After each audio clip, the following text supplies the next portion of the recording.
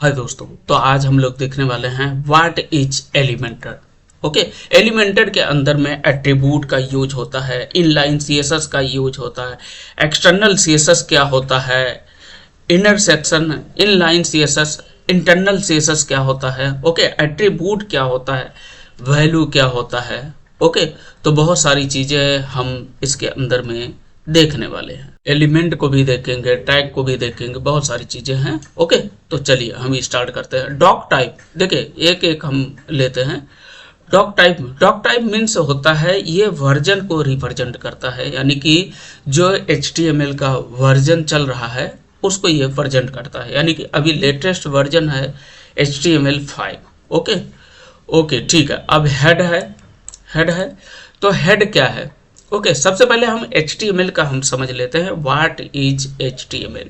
HTML is a hyper text markup language, जिसके through आप web page को design करते हैं, वेब पेज बनाने के काम आता है, यानी कि वेब पेज हम बनाते हैं उसी का हम यूज HTML का हम यूज करते हैं वेब पेज बनाने के लिए। ओके, तो हाइपर टेक्स्ट मार्कअप लैंग्वेज क्या होता है? हाइपर टेक्स्ट का मतलब होता है कि किसी लिंक, यानी कि कहीं पर लिंक दिया गया है, उस पर यूजर क्लिक करता है तो क्लिक करते ही पेज आपका रीडायरेक्ट होता है दूसरे पेज में या अदर किसी वेबसाइट में, बराबर। तो उसको बोलते हैं हाइपर टेक्स्ट। ओके, ठीक है। अब हम देख लेते हैं मार्कअप लैंग्वेज क्या होता है। तो मार्कअप लैंग्वेज आपका HTML हो गया, बॉडी हो गया, बॉडी टैग हो गया, और इसके अंदर में जैसे H1 टैग हो गया। H1 टैग के अंदर में जो हम कंटेंट को डालते हैं, मान लो हेडिंग का हम डालते हैं, तो इन सब का जो स्ट्रक्चर है इसको हम बोलेंगे मार्कअप लैंग्वेज।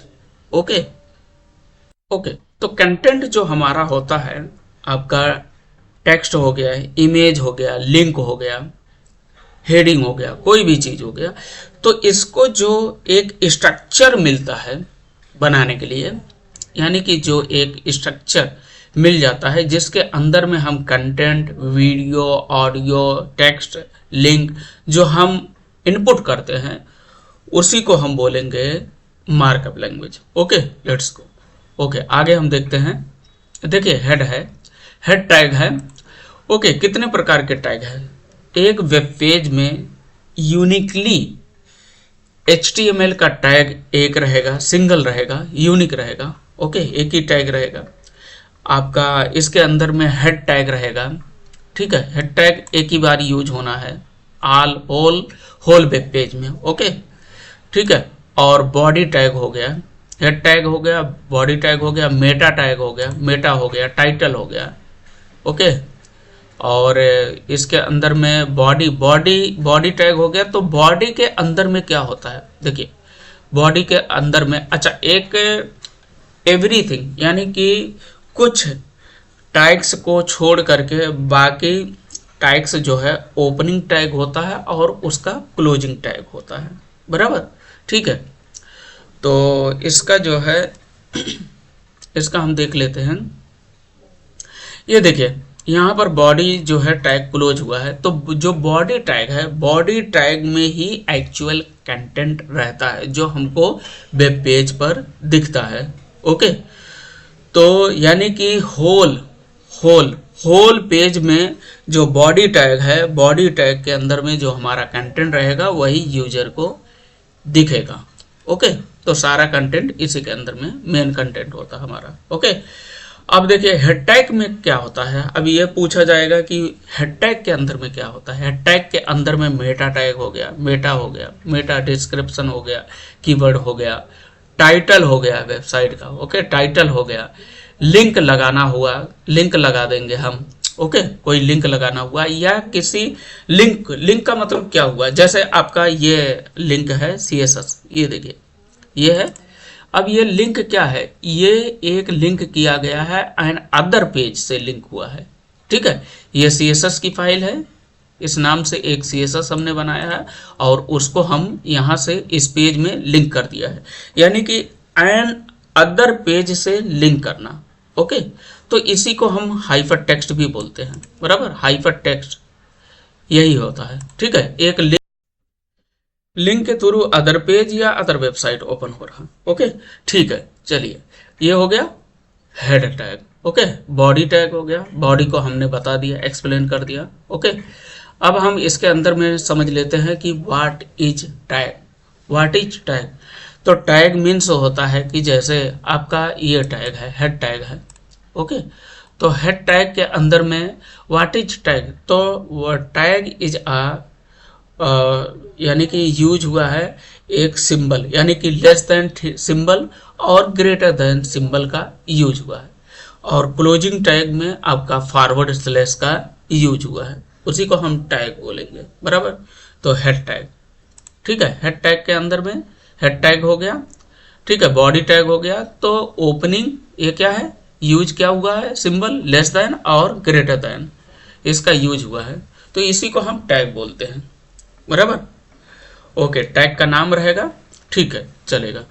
अब इसके अंदर में देखिए टैग हो गया ये।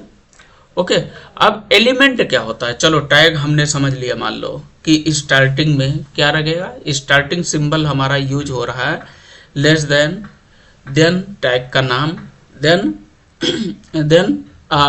यानी कि क्लोजिंग टैग, क्लोजिंग यानी कि लेस देन सिंबल और ग्रेटर देन सिंबल का यूज होकर के टैग बन रहा है। बराबर, ओके ठीक है। अब इसके अंदर में एलिमेंट, एलिमेंट का मतलब क्या होता है, एलिमेंट जैसे हमारा आ गया इधर, मान लो H1 हम ले लेते हैं। देखिए मान लो H1 हम फॉर्म के अंदर में या टिप के अंदर में ले लेते हैं। देखिए H1 हम ले लिया, H1 टैग का हमने यूज किया, और इसके अंदर में हम डालेंगे, मान लो कोड प्रेस एकेडमी हमने डाल दिया। बराबर, कोड प्रेस एकेडमी हमने डाल दिया। तो ये एलिमेंट, व्हाट इज एलिमेंट, तो एलिमेंट ये होल यानी कि स्टार्टिंग टैग, ठीक है, starting tag and closing tag. Okay तो starting tag then content. Okay element बनने के लिए क्या होता है, स्टार्टिंग टैग होना चाहिए, then content, then closing tag. तो ये तीनों चीजें मिल करके एलिमेंट का क्रिएशन करता है, यानी कि इसको हम एलिमेंट बोलते हैं। ठीक है, starting tag, content, then closing tag, इसको हम एलिमेंट बोलते हैं, HTML का एलिमेंट बोलते हैं। ओके ठीक है, एलिमेंट हमने समझ लिया। ओके अब इसके अंदर में हम चलते हैं और देखते हैं इसके अंदर में हम देखते हैं। देखिए इसके अंदर में अब हम देखेंगे, एक बार हम इसको ओपन कर लेते हैं, ओपन विद लाइव सर्वर कर लेते हैं। ये देखिए ओपन हो रहा है। ओके हम दो जगह लगा दिए हैं, इसको हम क्लोज मार देते हैं सबसे पहले तो। ठीक है, इसको हटा देते हैं। अब इसके नीचे हम आ गए हैं, और नीचे आने के बाद इसको हम क्लोज मार देते हैं। बराबर, ठीक है। ओके अब इसके अंदर में हम देखते हैं सबसे पहले कि inline CSS, inline CSS, what is inline CSS, तो इनलाइन सीएसएस का यूज हम किसी भी टैग, यानी कि जो ओपनिंग टैग होता है, ओपनिंग टैग के अंदर में हम इनलाइन सीएसएस का यूज करते हैं। इनलाइन सीएसएस मीन्स क्या होता है, कैस्केडिंग स्टाइल शीट। ओके यानी कि वेब पेज, जो आपका वेब पेज डिजाइन हो गया है, मान लो ये है वेब पेज, बराबर, ये हो गया, इसके अंदर में केवल फॉर्म है, बराबर, ये अपने को दिख रहा है। तो इसके अंदर में स्टाइलिश करने के लिए जो काम आता है, जो काम करता है, वो है सीएसएस। बराबर, तो स्टाइलिश को देखिए, स्टाइलिश अभी हम इसको हटा देते हैं, यहाँ से कमेंट कर देते हैं, यानी कि डिसेबल कर देते हैं। तो डिसेबल करने के बाद आपका वेब पेज देखिए कैसा दिखेगा, ये इस टाइप का दिख रहा है। बराबर, देखिए ये विदाउट स्टाइलिंग है।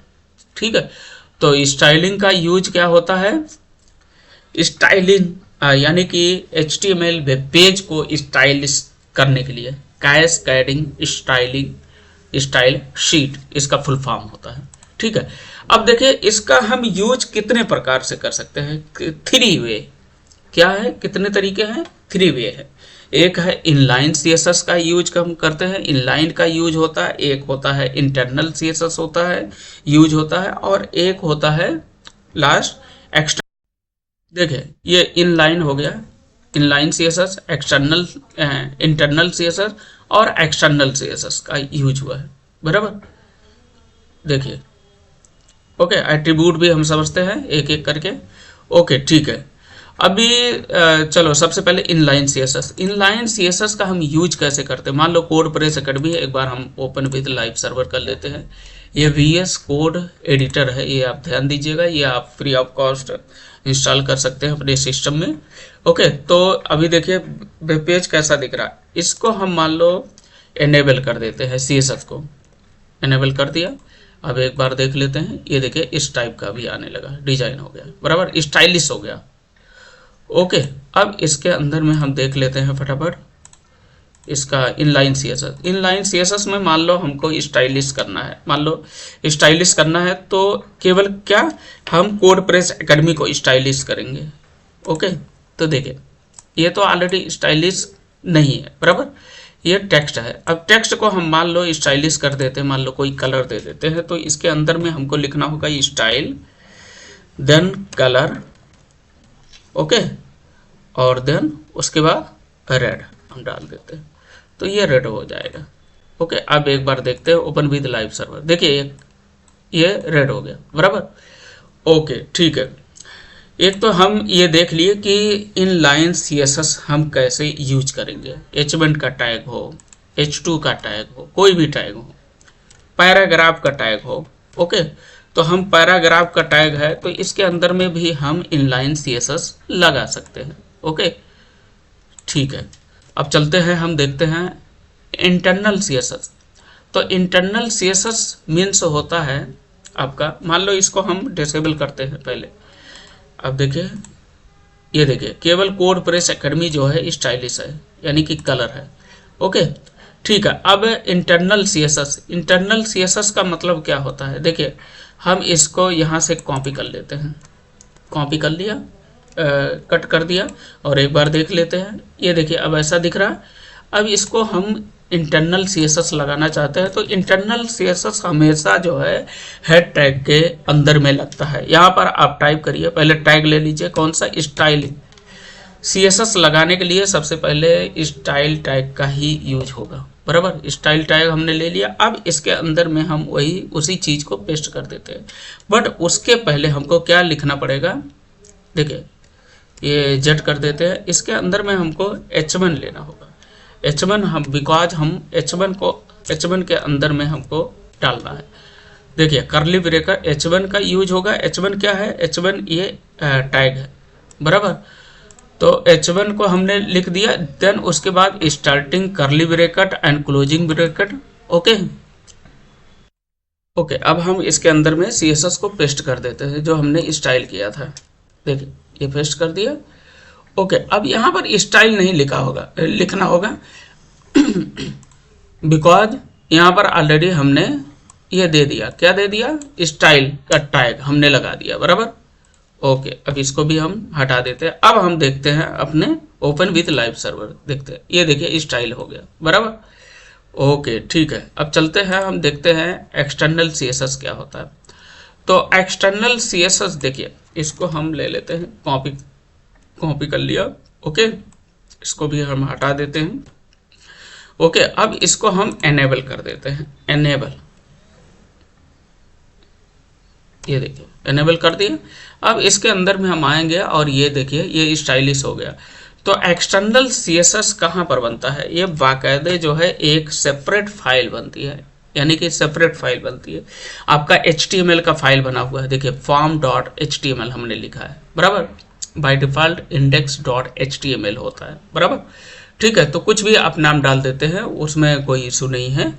और यहाँ पर देखिए, यहाँ पर एक स्क्रिप्ट styles.css ये बना हुआ है फाइल, तो इसके अंदर में सारा CSS का कोड है। देखिए ये सारा CSS का कोड इधर ही है। तो ये जो CSS का कोड है, इसको हम अपने HTML पेज में हम कैसे यूज कर रहे हैं, तो एक्सटर्नल जो हम लिंक लगाए हुए हैं इसके अंदर में, यही वाला, तो इसको बोलते हैं हम, क्या बोलते हैं, एक्सटर्नल CSS।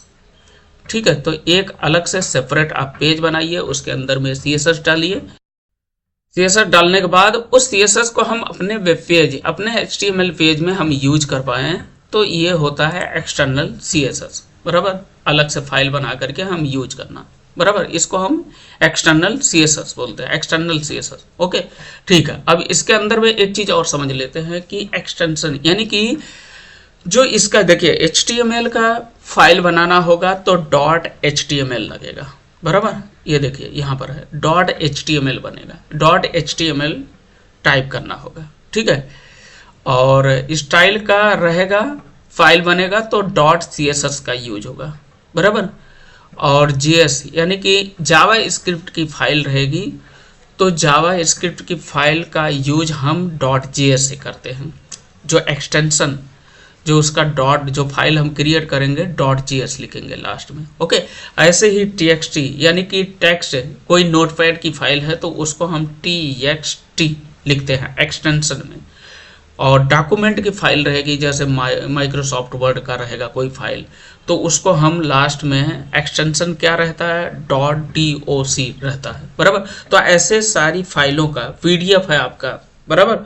तो सारे जितने भी फाइलें बनती हैं उनका एक एक्सटेंशन होता है, बराबर। ओके, ठीक है। तो ये हमारा हो गया। अब हम तो हमने क्या क्या देखा, देखिए इनलाइन CSS का हमने देख लिया, इंटरनल CSS हमने यूज करके देख लिया, एक्सटर्नल CSS भी हमने यूज कर लिया। ओके, अब देखते हैं इसके अंदर में एट्रीब्यूट क्या होता है, एट्रीब्यूट। ओके, ठीक है, एट्रीब्यूट को हम देखते हैं। तो एक बार हम ओपन विद लाइव सर्वर कर लेते हैं।